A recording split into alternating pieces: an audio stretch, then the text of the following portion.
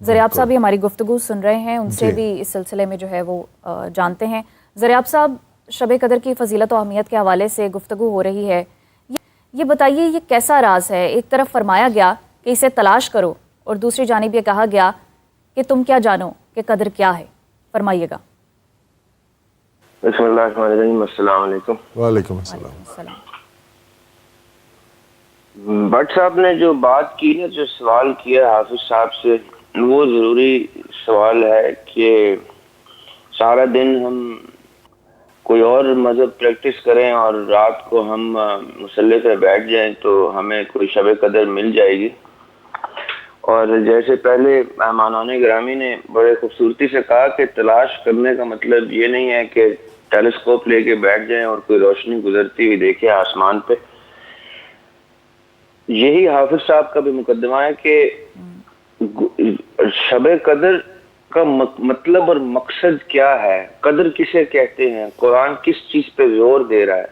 सही। और आका अलैहिस्सलाम की जो हदीस हैं शब कदर के हवाले से, वो उन पे लागू होती हैं जो आका अलैहिस्सलाम के इर्द गिर्द उस वक्त अपने दीन को मुकम्मल करके और अकामत दीन के रास्ते के ऊपर अपनी जिंदगियां गुजार रहे थे। हम लोग उस बिखरी हुई इमारत के मलबे पे बैठे हुए चांद भी देखते हैं ईद के और ताक रातें भी देखते हैं। मलबे पे बैठ के चांद नहीं देखा जाता। वो जो शिरादा बिखर गया, दीन की अकामत दीन का शिरादा जो बिखर गया, जब तक उसको अब हम दोबारा से बिल्ड नहीं करते, जब तक अकामत दीन दोबारा नहीं होता, दीन की वो तमाम शिकें जो बाद की हैं वो तो हम पे लागू ही नहीं होती। यानी आज इस नौबत पे मुसलमान आ चुका है कि उसको ये नहीं पता। मैं अब यानी अगर मैं अभी कहीं आपसे यूरोप का कोई बंदा ले आऊं और कहूं कि जी इसको आपने मुसलमान करना है, तो हम सब इस वक्त स्टूडियो में बैठे परेशान हो जाएंगे कि उसको कौन से वाले रंग का मुसलमान करना है। और थोड़ी देर के बाद वो परेशान हो जाएगा कि मैंने कौन से वाले रंग का मुसलमान होना है। मैंने दाएं हाथ का कलमा पढ़ना है या बाएं हाथ वालों का कलमा पढ़ना है, मैंने हाथ छोड़ के नमाज पढ़नी है या हाथ बांध के नमाज पढ़नी है। ये वो तो परेशान हो जाएगा। वो तो कहेगा कि ये पहले तो आप अपने हाशिए दुरुस्त करें सब, तो तब मैं इस्लाम में दाखिल हूँ। अब यही नौबत जो है, जो गैर मुस्लिम की है, वो हमारे बच्चों की है, हमारे यूथ की है।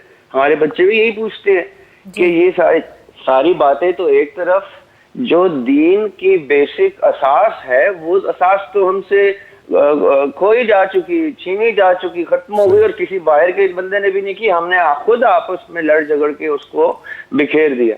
अब हमारा फर्ज था कि हमने इसको दोबारा से बिल्ड करना था, कामते दीन करने थी। ये वो बाद की बातें हैं, ये जो कुरान में अल्लाह ताला कह रहे हैं, और तुम क्या जानो वमा अदराका मा लैलतुल कद्र, वो हमें डायरेक्टली पॉइंट आउट करके अल्लाह ताला कह रहे हैं हम लोगों को खास तौर पे कि तुम क्या जानो। ये तो उनके लिए है जो कदर को समझते हैं, ये तो उनके लिए है जो इस शान नज़ूल को समझते हैं, जो उसको इम्प्लीमेंट करने, अप्लाई करने, कद जाकुमुल हक कहने को समझते हैं।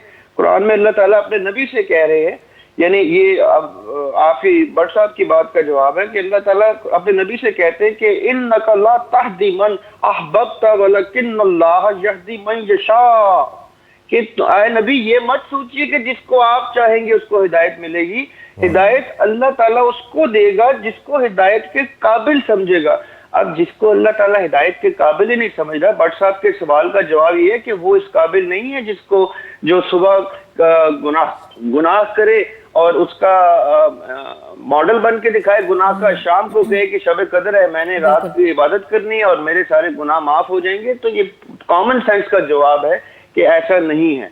हिदायत जिसको मिलेगी उसको ही शब कदर में मिलेगी, उसको कदर की कदर और मंजिलत से आशना होगा। वो हम लोगों के लिए नहीं। अगर हमने कोई रिचुअल बनाना है, कोई रस्म बनानी है कि हमने आज ये चीजें डिस्कस करनी है, तो वो रस्मन हम कर लेते हैं, उसूलन हम लोग डिजर्व नहीं करते इस गुफ्तगू को।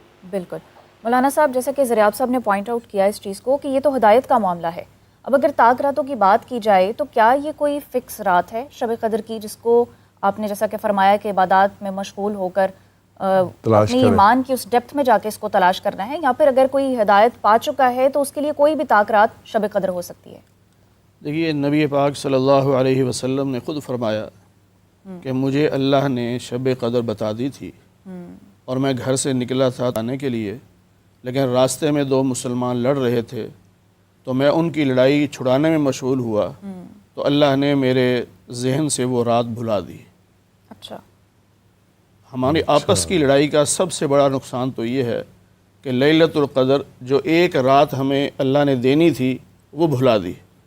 अब नबी पाक सल्लल्लाहु अलैहि वसल्लम ने फरमाया कि अब आखिरी अशरे की ताक रातों में तलाश करो, यानी पहले तो हो सकता था कि एक ही रात होती और वो सवाब मिल जाता, लेकिन अब तुम खुद 5 रातें इबादत करो जो ताक रातें हैं, तो उनमें से कोई एक शब क़दर होगी। तो जब पाँचों की इबादत करोगे तो फिर शब क़दर को पालोगे। अब यहाँ ये बात भी ज़हन में रहनी चाहिए, अहादीस में नबी पाक सल्लल्लाहु अलैहि वसल्लम ने फरमाया है कि बाज़ गुनाह ऐसे हैं कि जब तक उनसे तौबा न करे तो शब क़दर में भी उस इंसान की माफ़ी नहीं है। सही। उनमें सबसे पहले शिरक है कि एक बंदा शिरक करता है और उसे तौबा नहीं कर रहा, लेकिन वो तमाम ताक रातों में इबादत कर रहा है और वो बहुत खुश है कि मुझे शब क़दर मिल गई। भाई उधर तो शिरक कर रहा है और मुशरिक की तो इबादत कबूल नहीं है। बिल्कुल सही। इसी तरह नबी पाक सल्लल्लाहु अलैहि वसल्लम ने फरमाया कि जो माँ बाप का नाफरमान है वो शब क़दर में जितनी मर्ज़ी इबादत कर ले उसकी इबादत भी कबूल नहीं होगी जब तक वो माँ बाप से माफ़ी ना मांग ले। ये कबीरा गुनाह है। जी कबीरा गुनाह। इसी तरह जो क़ता रहमी कर रहा है, रिश्तों को तोड़ रहा है, रिश्तेदार नाराज़ हैं उससे और वो इबादत में मशगूल है तो उसकी भी इबादत कबूल नहीं होगी जब तक वो उन रिश्तों को जोड़ेगा नहीं। सही। इसी तरह जो कातिल है और या जो शराबी है वो इन गुनाहों से तौबा नहीं कर रहा तो उस वक़्त तक उसकी शब क़दर की इबादत कबूल नहीं है जब तक वो इन गुनाहों से तौबा ना करे। तो ये चीज़ भी आवाम को बताने की है कि शब क़दर में इबादत तो ज़रूर करें, लेकिन पहले अपना मुहासबा करें कि मैं कौन कौन से गुनाहों में मुबतला हूँ और उन गुनाहों को मैं छोड़ूँ, उनसे तौबा करूँ, फिर आगे इबादत के लिए चलूँ।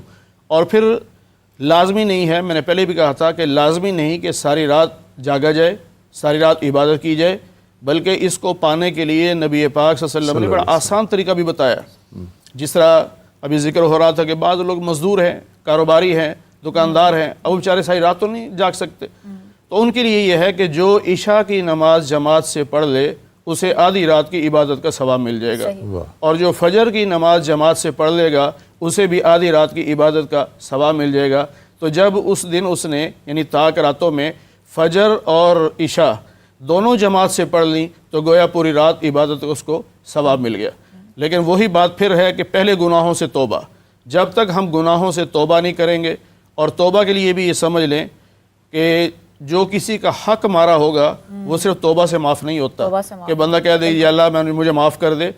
ये हुकूकुल इबाद हैं और हुकूकुल इबाद के लिए हुक्म ये है कि जिसका हक मारा है जब तक वो माफ़ नहीं करेगा उस वक़्त तक इस गुनाह की माफ़ी नहीं है।